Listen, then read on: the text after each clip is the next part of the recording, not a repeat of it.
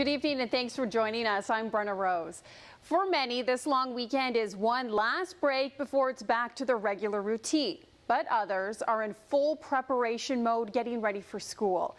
It was move-in day at UBC today, and while some students are focusing on what they'll be taking, others are scrambling, trying to find a place to live.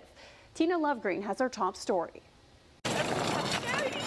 It's moving day here at UBC. Thousands of first-year students are rolling through the Vancouver campus, navigating with excitement to the place they'll call home for the next little while.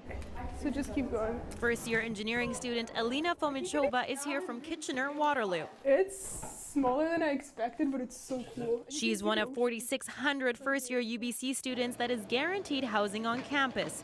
That's the university's policy. If you're first year and want to live on campus, you've got a spot. But if you're a second, third, or fourth-year student, it's more of a gamble. There's an option to live in year-round housing or to apply for what we call the random application process.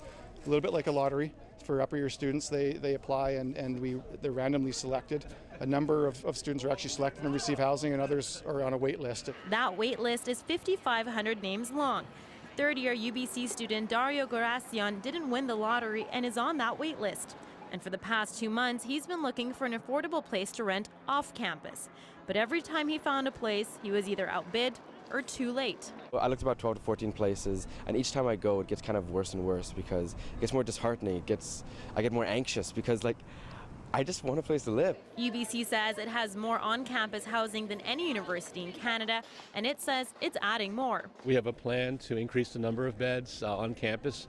We just opened 1,000 new beds this year, so it is a problem that we have to deal with moving forward.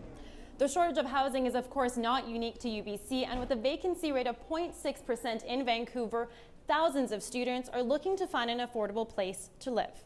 The Alliance of BC Students says the solution is to get those students onto the campus and out of the renters pool. Obviously, students are in the lower income range, and that means they're competing for housing with people like single parents, people living on minimum wage, and if we can put students on campus, we can keep them out of that market, and we can provide them with housing, which I think we have an obligation to do as a society.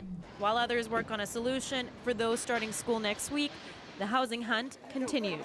Tina Lovegreen, CBC News, Vancouver.